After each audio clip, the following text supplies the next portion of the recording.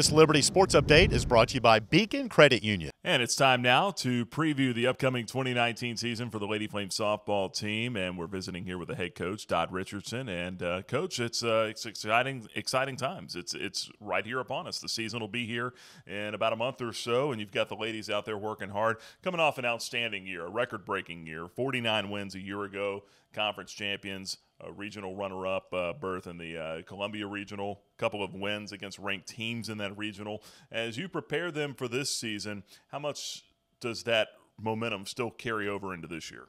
Well, it's really exciting because we have all starters back. The other thing is just we're in a new conference in the ASUN. We have an amazing schedule this year. We can talk about that. It's challenging, and the fun part is that we are just refining a lot of things, and that's always a good thing because we've been with, the team for a while now, and this is a group that I'm really excited to see. They felt it last year when we won the NISC 2 years ago, that national championship, which is the NIT of softball. And then last year, back-to-back Big South champions, as well as you mentioned, winning the conference championship tournament, going to the regionals. These are steps our program has needed to make, and it's fun to see it. And now our players are just they're just excited to express the gifts God's giving them and at the biggest stage. Over 90 wins over the last two seasons combined, and as you said, you've got all your starters back this year. You got Julia DiMartino back in the circle. Having all that experience and all this championship play experience as well, what do you think the I don't want to say the ceiling is for this team this year, but the sky feels like it's kind of the limit for this bunch this year? Well, this team, I tell you, if they remove all doubt, they continue to be aggressive and have that grit, that we talked about, passion and perseverance. It's just going to be fun to watch them play. And in a game like softball, it's, that ball, if it's an inch fair as opposed to an inch foul, you can go all the way. So we're excited about that opportunity. And they just want to compete.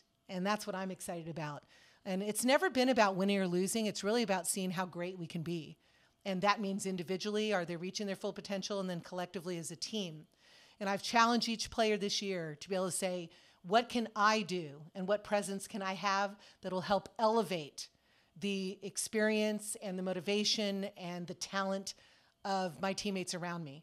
And if we do that, there's no telling how far we can go. Is it easier to keep them focused with a new league and knowing that there's a little bit of unknown and uncertainty out there? Yeah, I think what keeps them focused is the hunger to play the game, to express the gifts that God has given them, for others to see Him through us. Because that alone, when you do that, you recognize God's given you these gifts. You're not worried about what people think about you or the outcome of your play or your at bat. It really is about, man, check us out. Look at what the Lord is doing. And when you do that, the focus isn't so internal, it's really eternal. And that's and that is like the best part about it. Whether it's Olympic gold or whether it's World Series championships, national championships, all of that is just a byproduct of just the joy of being able to express the gifts God's given you. Give us a preview of the league and what you've learned about it so far. Obviously, you haven't played against these teams yet, but what are you expecting? What type of brand of softball are you expecting? Well, in softball, we have 296 teams in the Division I level. Conferences are 32 conferences. 5 conferences are considered the Power 5. The number 6 ranked conference in the country is now us. It's the ASUN, the Atlantic Sun Conference. That's exciting. It's really exciting because the only way to get better is to play teams that are going to challenge you to be your best. And if that is what happens, which we're going to have with the ASUN competition, as well as all those that we have, competing this year with, it's just going to it's going to take your talent to the next level. And that's what you want. It's not how you start, it's how you finish. So for us, every year has been challenging. This year is even more challenging, but our players are more ready. Talk about some of the players individually. Julia DiMartino, ECAC Division I Pitcher of the Year last year, a plethora of awards for her. Then the Bishops as well, Amber and Autumn. And it's something that I kind of noticed here looking at their stats from last year. Obviously, they're twins. Well, their stats were almost twinning as well. They both hit 365 last year. Amber had 11 home runs. Autumn had 8. Amber had 8 stolen bases. Autumn had 7. Amber had 42 RBIs. Autumn had 41. I mean, that's kind of almost freaky the way that those two mirror each other with their production. Well, that's called talent. And a lot of it is because they work hard. They love the game. And it's a passion that drives them. They don't play for numbers. They play because of the love of the game. And when you do that, it just spreads throughout all those people around you. And, they're just talent. And when you look at that, they also work hard, which takes them to another level. And that's why their goal is to be Olympians, because they want to keep playing this game. And they are definitely a group of just skilled athletes that just exemplify really what it's about. I mean, from trusting the Lord and giving it to Him and realizing that everything will take care of itself. And those are players really excited to have here, because the rest of the team looks at them and says, wow, I want to be as good, if not better. And it's just a great combination. But it's really fun when you have twins that have, that passion. They're so different, but yet their talent level is very similar. And they're some of the best in the country. And I believe they're some of the best in the world. Last couple of things here. Want to talk about the schedule in just a moment, but right now, what is the team focusing on? And is it just a lot of drills, a lot of skill work type stuff, or are you scrimmaging yet? Give us an idea of what you're working on. The team is focusing on the ball. Being one with the ball. That's what it's about: is getting them moving faster.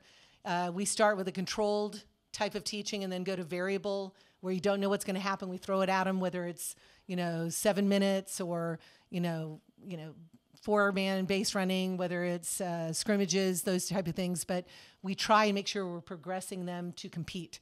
And that's what it's about: competing with each other in healthy competition, and then just getting out in the game and not holding back.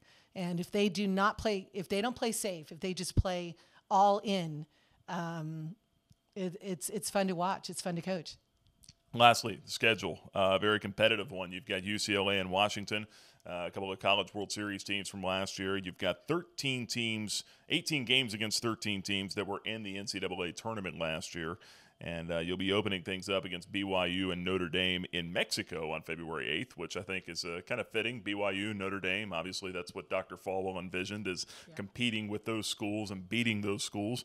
And, of course, some good home games as well. Tennessee coming here for a doubleheader March 19th, the home opener February 22nd. Overall, how do you feel about your schedule? I feel great about the schedule because we're ready for it. We're opening up in Puerto Vallarta. And it's not a vacation. Puerto Vallarta, this is some of the top competition in the country. We're going to be playing Washington, who finished second in the country last year. Baylor in the top 16 last year. We've got BYU, Notre Dame, as you mentioned. Also Duke will be there. The next weekend we'll be at Texas A&M, playing in their $36 million softball stadium. We'll be playing them, as well as McNeese and Rutgers. Then we'll have 2 home tournaments. Then we'll head to Los Angeles. We'll be playing against UCLA, ranked 3rd in the country last year, as well as Long Beach State, who is in the top 25, San Diego State, in the top 40. And then, as you've mentioned, we've got UNC. We're going to play in JMU. JMU is in the top. I think last year they were ranked 21, even 18. They were ranked really high, so we're going to be playing them. Tennessee in a doubleheader here. But the point is that it's not just about playing these teams. It's about competing.